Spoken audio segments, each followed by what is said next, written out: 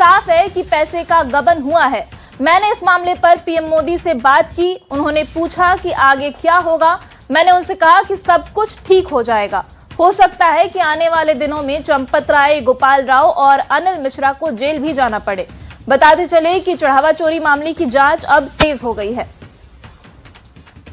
नहीं, देखो, बड़ी सीधी बात ये है, पैसा का गबन हुआ है, जबरदस्त गबन हुआ है। और हम तो जिसका गबन हो जाए तो वो तो आदमी ठीक माना जाए। हम तो रात को चल के यहाँ आ गए और मोदी जी के साथ में संपर्क में है फोन पर। इस मामले में, इसी मामले में। और यहाँ जब आ गए तो मोदी जी ने कहा रात को वो 1:30-2 बज गए होंगे रात के। तो उन्होंने कहा कि अरे भाई क्या क्या होगा अब। अरे तो मैंने कहा कि सब ठीक हो जाएगा, कुछ तो है नहीं। लेकिन जब हम यहाँ आ गए तो उसमें देखा चंपत राय भी है, गोपाल राव भी है, ये सब जितने हैं ये, हाँ, अनिल मिश्रा हैं। तो ये तो किसी कारण से थोड़ा बच गए, जेल नहीं जा पा रहे हैं। अब हो सकता आगे जाएं अभी। देखिए, राम मंदिर चढ़ावा चोरी मामले को लेकर एक बार फिर से पंडित धीरेन्द्र कृष्ण शास्त्री का बयान भी सामने आया है। उन्होंने कहा कि दोषियों को भगवान के साथ साथ कानून भी सजा देगा। सभी को एसआईटी की जांच पर भरोसा रखना चाहिए। ये केवल पाप नहीं बल्कि महापाप है। कानून व्यवस्था पर सभी को विश्वास रखना चाहिए। संतों, मंदिरों की आस्था को कमजोर किया जा रहा है, ये भी आरोप उन्होंने लगाया है। वर्तमान का युग कलयुग से ज्यादा छलयुग बन चुका है। महापाप है और भगवान इसका दंड देंगे। लेकिन एक बात हम और कहना चाहेंगे, आज देश की कानून व्यवस्था पर, एसआईटी पर हम सबको पूर्ण भरोसा करना चाहिए। जांच चल रही है। निश्चित रूप से हमें इस देश की कानून पर, देश की सरकार पर भरोसा है। सभी आरोपियों को दंड मिलेगा। दूसरी बात और हम प्रार्थना करना चाहेंगे अपने बागेश्वर धाम से, वर्तमान का युग कलयुग से ज़्यादा छलयुग चल रहा है। और इस छलयुग में सावधान रहना। वर्तमान समय में संतों पर, महंतों पर, मठों पर, मंदिरों पर प्रायोजित तरीके से, सुनियोजित तरीके से श्रद्धा घटाने के लिए एवं इनके ऊपर आस्था गिराने के लिए इस तरह के षड्यंत्र भी चल रहे हैं, जिसमें कुछ कालनेमी लोग भी सक्रिय हो गए। हमें उनसे सावधान रहना होगा, हमें उनसे सजग रहना होगा और हमें भरोसा है कि जिन जिन ने ये पाप किया उनको भगवान भी दंड देगा और एसआईटी और देश का कानून, यहाँ की सरकार दंड देगी और जांच जारी है। राम मंदिर चढ़ावा चोरी मामले की जांच में आरोपियों के मोबाइल से मिले अहम सुराग, आरोपियों के मोबाइल चैट से कई खुलासे हुए हैं। चोरी की रकम बंटवारे को लेकर के चैट बरामद की गई है। व्हीलचेयर चलाने वाले चालकों की भी संपत्ति बढ़ी है, ये सूत्रों के हवाले से जानकारी मिल रही है। व्हीलचेयर चलाने वालों ने गाड़ी और जमीन खरीदी है, ये सूत्रों के हवाले से जानकारी मिली है। अब व्हीलचेयर चलाने वाले भी जो हैं उनकी भी जांच की जाएगी। अनिल मिश्रा की देखरेख में जमा होता था बैंक में पैसा और टिन्नू यादव पर सोने और चांदी के ज्वेलरी को रखने की जिम्मेदारी थी। ये सारे खुलासे किए गए हैं। उत्तर प्रदेश के कौशाम्बी में 26 जून को हुए भीषण एलपीजी गैस टैंकर हादसे का सीसीटीवी फुटेज सामने आया है। वीडियो में दिखाई दे रहा है कि तेज रफ्तार गैस टैंकर डिवाइडर से टकराता है, जिसके बाद गैस का रिसाव शुरू हो जाता है। कुछ ही पलों में गैस फैलने के बाद भीषण आग भड़क उठती है और पूरा इलाका आग की चपेट में आ जाता है। इस दर्दनाक हादसे में अब तक 5 लोगों की मौत हो चुकी है, जबकि एक घायल का प्रयागराज में इलाज जारी है। हादसे में टोल चैम्बर, 16 बाइकें और 2 कारें भी जलकर खाक हो गई हैं। आरा के बहुचर्चित भरत तिवारी एनकाउंटर के 17वें दिन केंद्रीय मंत्री और एलजेपी रामविलास के राष्ट्रीय अध्यक्ष चिराग पासवान शाहपुर के बिलौटी गांव पहुंचे, जहां उन्होंने भरत तिवारी की मां से मुलाकात की, उनके आंसू पूछे और पीड़ित परिवार को इंसाफ दिलाने का भरोसा भी दिलाया। भरत तिवारी की मां आशा देवी और पिता काशीनाथ तिवारी सहित पूरे परिवार से मुलाकात के बाद उन्होंने कहा कि दोषी पुलिसकर्मियों को सजा जरूर मिलनी चाहिए। चिराग पासवान ने दो टूक शब्दों में कहा है कि भरत तिवारी के साथ पुलिस ने गलत किया है और सरेंडर के बाद भी हत्या कहीं से भी जायज नहीं ठहराई जा सकती। केंद्रीय मंत्री ने कहा कि वो खुद इस मुद्दे पर मुख्यमंत्री सम्राट चौधरी से मिलेंगे और एक एक बात को उनके सामने रखेंगे। श्रद्धांजलि दी उन्हें, लगता है कि गलत हुआ भरत तिवारी के साथ? नहीं, बिल्कुल गलत हुआ है, इसमें कहीं कोई दो राय नहीं है। भाई भले आपको लाख शिकायत हो, लाख आपके आरोप हो, सब हो, पर कोई अगर आत्मसमर्पण कर रहा है तो आप उसकी हत्या नहीं कर सकते। आप पकड़ते, गिरफ्तार करते, जांच करते, पर इस तरीके से हत्या करना कतई लोकतांत्रिक समाज में इसको नहीं स्वीकार किया जाता। हत्या की बात कह रहे हैं आप, गिरफ्तारी अभी तक नहीं हुई है, सिर्फ एफआईआर। नहीं, बिल्कुल गिरफ्तारी एक एक की होगी। मैं मुख्यमंत्री जी से भी विशेष तौर पर इस विषय को रखकर सुनिश्चित करूंगा कि हर एक व्यक्ति जो इसमें आरोपित है उसकी गिरफ्तारी होनी चाहिए। 1400 करोड़ के घोटाले की बात चल रही है, बिलौटी गांव जो बिल्कुल गायब हो गया। 1400 करोड़ के जो सबूत थे भरत तिवारी के पास था, तो क्या उस एसडीओ के खिलाफ भी कार्रवाई होगी? नहीं, बिल्कुल, जो भी सबूत, जो भी जानकारी उनके पास थी, जिसकी आशंका लगाई जा रही है, परिवार भी इस बात की आशंका कर रहा है, उसकी भी जांच होनी चाहिए। महत्वपूर्ण सवाल, कल अमित शाह से भी आपकी मुलाकात हुई, दिल्ली में आप रहते हैं, बिहार का वहाँ प्रतिनिधित्व करते हैं, बिहार के लोग आपको बिहार का भविष्य मानते हैं, तो क्या इस मामले में न्याय होगा? क्योंकि परिवार को न्याय मिले, भरत तिवारी जी वापस नहीं आ सकते। मैं परिवार की आंखों में जिस पीड़ा को देख रहा हूँ, उस पीड़ा को सिर्फ न्याय ही शांत कर सकता है और उसके लिए मैं हर स्तर तक जाऊंगा। बोले हैं कि जितने लोग इसमें हैं, भरत भूषण तिवारी को हत्या करने में तुरंत उन पर कार्रवाई होगी, तुरंत गिरफ्तार होंगे, ये उन्होंने सब कुछ बोले हैं। विश्वास है आपको कि अब कुछ होगा, न्याय मिलेगा? तो सच्चाई जो है उसको तो मिलना ही है। जी जी जी, जी। मतलब अभी एफआईआर हुआ है, गिरफ्तारी नहीं हुई है, लग रहा है कि अब जिस तरीके से बड़े नेता आ रहे हैं, आश्वासन दे रहे हैं, कह रहे हैं कि एनकाउंटर नहीं, हत्या है, गिरफ्तारी होगी। हाँ बोले हैं, उनको गिरफ्तारी होगी, उनको बर्खास्त किया जाएगा, बहुत तरीके से ऐसे बात उन्होंने बोला है। भरोसा बा कि हमारा न्याय मिली, भरोसा पूरा बा। चिराग पासवान जी को हमारा बहुत विश्वास बा, हमारा मिली, इंसाफ मिली। अभी आपके कुछ बयान सुन रहे थे, नाराजगी थी, होनी भी चाहिए, जिसने अपना बेटा खोया है वो सिस्टम से नाराज होगा ही। अब जिस तरीके से जो नेता आ रहे हैं, आश्वासन दे रहे हैं, कह रहे हैं कि गिरफ्तारी हो गई, आपके कहने के बाद एफआईआर दर्ज हुआ, लेकिन अभी कुछ पुलिसकर्मियों की गिरफ्तारी नहीं हुई है, अभी कह रहे हैं कि होके के चाहिए, उन लोग को जल्द से जल्द होके के चाहिए। एसटीएम बा में, डीएसपी बा, इंस्पेक्टर बा, एथी बा, एसटीएफ वाला ओकर अफसर बा, आ ओकर पुलिस बा, जेकर जे निर्दोष आदमी बा, जे मरले बा, आ जेकर हाथ बा ओकरा फांसी होके चाहिए, आ जे निर्दोष आदमी बा में ओकरा कुछ ना होके के चाहिए। जी पहले मिलता था, अभी तो बंद है फिलहाल में। अभी पहले कौन दे रहा था धमकी? पहले यहाँ के थाना इंचार्ज जो थे, हाँ। राजेश मालाकार, वो दे रहे थे। हाँ, क्या कह रहे थे? और एसपी साहब भी आए थे तो धमकी देके गए थे यहीं पे घर पे। क्या बोले थे वो? कि ये सब बंद करो नहीं तो मार दिया जाएगा तुमको भी, तुम्हारे भाई। आपने ये सब कुछ बताया चिराग पासवान को? जी बताया। क्या कहा उन्होंने? ठीक है, न्याय मिलेगा, न्याय मिलेगा। न्याय मिलेगा। और हमारे गांव के 14 लोगों पे एफआईआर है, अभी भी हटा नहीं है। अच्छा, आपके गांव के ऊपर ही मतलब लोगों को? हाँ, जो हमारा साथ दिया है ना, जे हमने के साथ देता है ओकरा नाम, हाँ, प्यार भइल बा। जौन पंडित पे भी एफआईआर हो गया।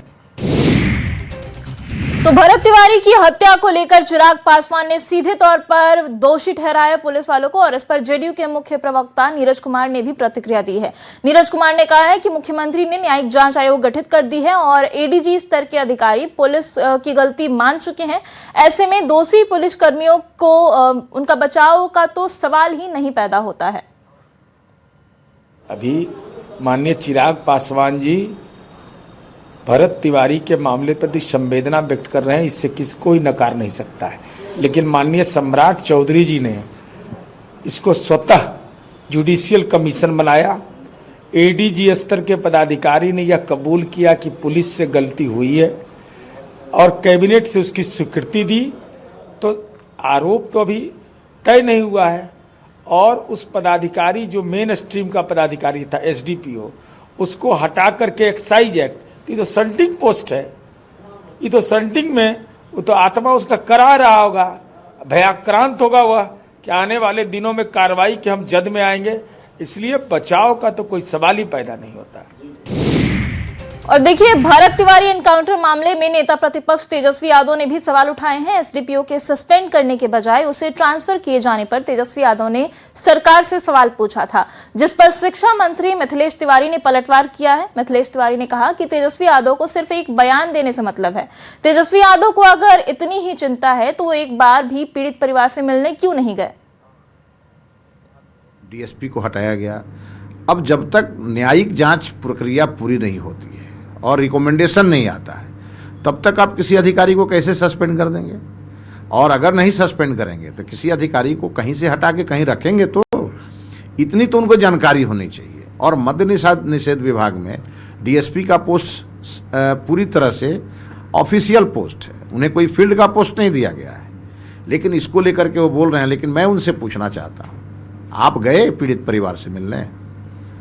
आप तो इतने भी कंसर्न नहीं है, आप नेता प्रतिपक्ष हैं। बिहार में कोई घटना होती है आप जाते भी नहीं हैं, घर से निकलते भी नहीं हैं, और केवल कोठी और सुरक्षा मांगते रहते हैं और बैठ करके एक बयान दे देते हैं। तो तेजस्वी यादव बयानवीर नेता प्रतिपक्ष हैं और बिहार के शायद पहले नेता प्रतिपक्ष जिन्हें बिहार के लोगों के दुख दर्द से कोई मतलब नहीं है।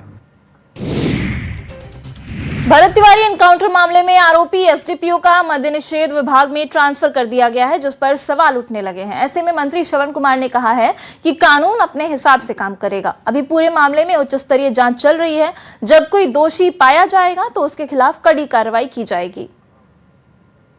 हाई कोर्ट के रिटायर्ड न्यायमूर्ति से जांच हो रहा है, तो थोड़ा तो धैर्य रखना चाहिए। चाहे नेता हो, चाहे कार्यकर्ता हो, चाहे कोई भी हो, थोड़ा धैर्य रखेंगे तो जो लोग इस कृत्य में शामिल हैं और शामिल हुए हैं, जिनकी वजह से इस तरह की घटना को अंजाम दिया गया है, और जांच में जब फलाफल आएगा तो उसके हिसाब से कोई बचने वाला नहीं है। हर हालत में उनके खिलाफ सख्त कार्रवाई होगी। और अगली खबर मोतिहारी से है। सरकारी जमीन पर किसानों ने कब्जा कर लिया है। आरजेडी सांसद सुधाकर सिंह ने नेतृत्व किया है और सुधाकर सिंह ने खुद जमीन की जुताई की। वाटर पार्क के लिए ये जमीन दी गई थी। किसानों ने ठेकेदारों के सामने सामानों को तोड़ दिया है और काम पर लगे ठेकेदारों और मजदूरों को भी वहां से भगा दिया है। तो बड़ी खबर आपको मोतिहारी से बता रहे हैं, जहां किसानों ने सरकारी जमीन पर कब्जा कर लिया है और सुधाकर सिंह ने खुद जमीन की जुताई की है। बिहार की सरकार 47 में बनी है। हमको उस जमाने में भी किसानों के हाथ में था जमीन। जमाबंदी रद्द करने का अधिकार नहीं है ना। बहुत साफ कानून लिखा है कि 7 साल पुरानी कोई भी अगर हमारा दखल है उसकी जमाबंदी नहीं तोड़ी जा सकती। ये कानून में लिखा है।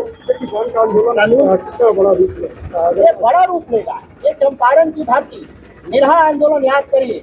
महात्मा गांधी जब आए थे यहाँ पर निरहा किसानों के पीड़ा को खिलाफ लड़ने के लिए, तो किसी को नहीं मालूम था कि इससे ब्रिटिश हुकूमत सत्ता उखड़ जाएगी और देश से अंग्रेजों को भागना पड़ेगा। फिर पुनः चंपारण की धरती पर जो बिहार की सरकार और देश की सरकार ने किसानों की जमीन छीनने का जो षड्यंत्र किया है, यह आंदोलन देश स्तर पे जाएगा। आप इसलिए जुताई कर रहे हैं, आप ट्रैक्टर से जुताई कर रहे हैं, विरोध उतार रहे हैं आप लोग। हाँ, विरोध उतारना ही है। एक संदेश है कि हमारी जमीन है, किसानों की जमीन है। देखिए, बड़ी खबर सीतामढ़ी से है, जहां रीगा थाना क्षेत्र में सीएसपी संचालक से हुई लूट मामले में पुलिस ने बड़ी कार्रवाई की है। पुलिस ने रेवासी इलाके में छापेमारी कर मुख्य आरोपी फेकन महतो का हाफ एनकाउंटर किया है।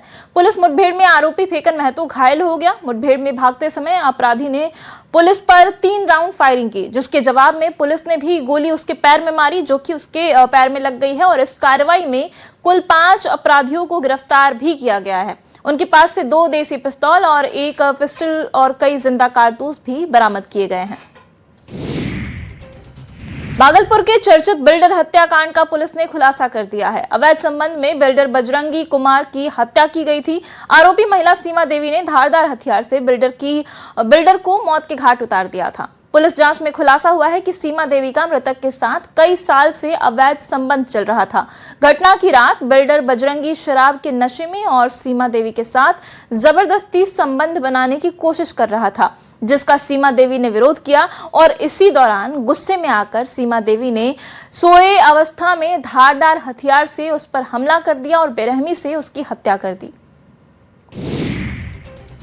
परीक्षाओं को कदाचार मुक्त बनाने के शिक्षा विभाग के लाख प्रयास असफल होते दिखाई दे रहे हैं। अब हैरान कर देने वाली कुछ तस्वीरें नालंदा से सामने आई हैं। मामला हरनौत बाजार स्थित राजकीयकृत उच्च माध्यमिक विद्यालय का है। स्कूल की परीक्षा के दौरान छात्र मोबाइल इस्तेमाल करते हुए नजर आ रहे हैं। इसका वीडियो सोशल मीडिया पर तेजी से वायरल हो रहा है, जिसने परीक्षा संचालन की व्यवस्था पर गंभीर सवाल खड़े कर दिए हैं। वीडियो में कक्षा 10वीं के छात्र परीक्षा हॉल में बैठे नजर आ रहे हैं, लेकिन उनकी गतिविधियों पर नजर रखने वाला कोई भी शिक्षक वहां पर मौजूद ही नहीं है। छात्र न केवल बिना किसी डर के मोबाइल का इस्तेमाल कर रहे हैं, बल्कि नियमों को ताक पर रखकर एक दूसरे के पास बैठकर पेपर भी लिख रहे हैं। वीडियो वायरल होने के बाद शिक्षा विभाग में हड़कंप मच गया है। दोषियों पर कड़ी कार्रवाई की मांग की जा रही है। और देखिए, रांची के निवारणपुर स्थित आरएसएस कार्यालय पर 16 जून की देर रात हुए पेट्रोल बम हमले की जांच अब एनआईए कर रही है। इस मामले में गिरफ्तार तीनों आरोपी सैफ अंसारी, अमन अंसारी और सायन सुजान को 7 दिनों की रिमांड पर लेकर उनसे पूछताछ की जा रही है। शुरुआती जांच में मामले के तार अंतरराज्यीय नेटवर्क और पाकिस्तान से जुड़े होने की बात सामने आई है। जांच एजेंसी को पूछताछ में कई अहम खुलासे की भी उम्मीद है। रांची के निवारणपुर स्थित आरएसएस कार्यालय पर 16 जून की रात जो कुछ भी हुआ वो वास्तव में दिल दहलाने वाला था, कई सवालों को खड़े करने वाला था। लेकिन अब इस पूरे मामले की जांच एनआईए के जिम्मे है और एनआईए ने की दबिश के बाद अब इस पूरे मामले के कई खुलासे होने की उम्मीद ही बढ़ गई है। आपको बता दें कि इस मामले में तीनों आरोपियों की गिरफ्तारी पहले ही हो चुकी है। अब एनआईए तीनों को 7 दिनों के रिमांड पर लेकर लगातार पूछताछ कर रही है। और जाहिर है कि जिस पूरे के मामले को याद कीजिएगा तो इस मामले के पूरे तार जो हैं पाकिस्तान से जुड़े थे। मतलब कि इसमें एक तरीके से आतंकी संगठन के शामिल होने का भी जो मॉड्यूल होता है वो भी सामने आया था। और सबसे बड़ी बात यह कि इसके तीनों आतंकी जो हैं, सैफ अंसारी, अमन अंसारी और सायन सुजान जो है, उसको रिमांड पर लिया गया है। और इसमें से एक आरोपी वो भी होगा जो आपको याद होगा कि जो एक हाफ इनकाउंटर जिसे कहा जा रहा है, जिसमें वो घायल हुआ था, उससे भी पूछताछ की जाएगी। और तमाम जो आतंकवादी संगठन है या उनके विदेशी कनेक्शन है उसको एनआईए उसको खंगालेगा। और सबसे बड़ी बात यह है कि सैफ अंसारी के द्वारा जो फेंका गया जो पेट्रोल बम था उसका एक वीडियो भी बनाया गया था। जरा सोचिए ये वो कैसा खौफनाक मंजर होगा कि जब एक आतंकवादी, आपको तस्वीरें सीसीटीवी की याद होगी कि एक आतंकी जो है यहाँ से ऐसे, यही पोजीशन था उसका, और ऐसे बम फेंकता है। आरएसएस कार्यालय यही है, ऐसे बम फेंकता है। एक बम आपको सीधे जाकर छत पर गिरता है जो कि फटता है, दूसरा बम जो है ठीक इस बाउंड्री के उस तरफ जाकर गिरता है जो फटता नहीं है। लेकिन तमाम दूसरा जो व्यक्ति था उसकी वीडियो बना रहा था। मतलब उसकी मंशा साफ समझ में आती है कि वास्तव में बम को, पेट्रोल बम को फेंकने का मतलब जो होता है सीधे कि पेट्रोल जब गिरता है तो फैलता है और आग लगती है। 7 दिनों की रिमांड पर लिया गया है। एनआईए की दबिश शुरू हो चुकी है। जाहिर है कि जैसे जैसे दबिश, पकड़ और पूछताछ ज्यादा बढ़ेगी, कई खुलासे सामने आएंगे। कह रहे हैं प्रभाकर के साथ संजय कुमार सिन्हा, न्यूज 18। और देखिए, बड़ी खबर इंडो नेपाल बॉर्डर से जुड़ी हुई। सीएम सम्राट चौधरी ने बड़ी बैठक बुलाई है। इंडो नेपाल सीमा पर सुरक्षा की समीक्षा को लेकर ये बैठक बुलाई गई है। अधिकारियों के साथ सुरक्षा की समीक्षा करेंगे मुख्यमंत्री सम्राट चौधरी। बॉर्डर एरिया के सभी पदाधिकारी इस बैठक में जुड़ेंगे। दोपहर 3 बजे से ये बैठक शुरू होगी, जिसमें सीएम सम्राट चौधरी अध्यक्षता करेंगे। सेंट्रल एजेंसी के अधिकारी भी इस बैठक में मौजूद रहने वाले हैं। नेपाल से सटी बिहार की अंतर्राष्ट्रीय सीमा को और सुरक्षित किया जा रहा है। बिहार पुलिस ने राज्य की आंतरिक सुरक्षा के साथ साथ सीमावर्ती इलाकों में भी निगरानी और सतर्कता बढ़ाने का फैसला लिया है। इसका असर पश्चिम चंपारण के बेतिया और वाल्मीकि नगर से सटे नेपाल बॉर्डर पर भी देखने को मिल रहा है। पुलिस मुख्यालय के निर्देश पर सभी जिलों में छोटी बड़ी घटनाओं और संदिग्ध गतिविधियों पर पैनी नजर रखी जाएगी। नेपाल सीमा पर घुसपैठ, तस्करी, मानव तस्करी और नशीले पदार्थों और जाली नोट की तस्करी जैसी चुनौतियों से निपटने के लिए चौकसी बढ़ा दी गई है। सीमांचल का कटिहार जिला अपनी भौगोलिक स्थिति के कारण तस्करी का अहम रूट माना जाता है, जो बंगाल, झारखंड और अंतर्राष्ट्रीय सीमाओं से सटा हुआ है। हाल के दिनों में स्मैक और अन्य अवैध तस्करी के मामलों को देखते हुए पुलिस ने यहां भी चौकसी बढ़ा दी है। खबर नवादा से है, जहां स्कूल के डायरेक्टर पर छात्र को बेरहमी से पीटने का मामला सामने आया है। मामला नवादा मुफस्सिल थाना क्षेत्र के अतौवा रोड स्थित Adarsh Vidya Bharati residential public school का है। पीड़ित छात्र ने बताया कि स्कूल के डायरेक्टर ने बुरी तरीके से उसकी पिटाई की। उसे स्कूल के ही कुछ छात्रों ने साजिश के तहत फंसाया और उसके बाद उसकी बेरहमी से पिटाई की गई। उसने बताया कि उसके ऊपर ये आरोप लगाया गया कि वह लड़कियों की कॉपी में कुछ लिख देता था, जिसकी शिकायत स्कूल को मिली और बच्चों ने ये पूरा आरोप उन पर लगा दिया। शिकायत के बाद डायरेक्टर ने अपना आपा खोते हुए छात्र को बुरी तरह से पीट दिया। इस बात की जानकारी तब हुई जब छात्र के पिता उसे लेने के लिए स्कूल गए और उन्होंने बताया कि जब उसकी तबीयत बिगड़ने लगी तो उसे इलाज के लिए सदर अस्पताल लाया गया, जहां डॉक्टरों ने उसका शुरुआती जांच की और छात्र के पूरे शरीर में डंडे के चोट के गंभीर दाग भी नजर आए और उसके सर को भी दीवार से पटका गया है, जिसकी वजह से उसकी स्थिति गंभीर बनी हुई है। नवादा में निजी स्कूल के एक छात्र को बेरहमी से पीटा गया है और पिटाई कुछ इस कदर की गई है कि उसे देखकर हर कोई मर्माहत है और सबके मन में एक ही सवाल आ रहा है कि आखिर उस छात्र को इतनी बेरहमी से क्यों पीटा गया। जब उसके परिजन आज इलाज के लिए नवादा सदर अस्पताल पहुंचे तो मामला हैरान करने वाला निकला और परिजनों ने बताया कि छात्र ने यह बताया कि उसके ऊपर यह आरोप लगा है कि उसने लड़कियों की कॉपी में कुछ लिखा है और उसका बिना तहकीकात किए स्कूल के प्रबंधन के द्वारा उसे बेरहमी से पीटा गया है और इस कदर पीटा गया कि जब वो इलाज करने के लिए नवादा सदर अस्पताल आया तो हर कोई हैरान रह गया। इस मामले पर छात्र का यही कहना है कि उसे फंसाया जा रहा है और उसके बाद ही उसकी पिटाई की गई। फिर दोपहर को 2 बजे मारे हैं सर मेरे को। कौन सा? डायरेक्टर। क्या नाम है उनका? राम परवेश। क्या चीज़ मारे? खजूर वाला दंता से। तो उन्होंने बोला कि आज हम बच्चे को पिटाई किए हैं। हम बोले कि किस चीज़ का भाई, काहे के लिए पिटाई किए हैं?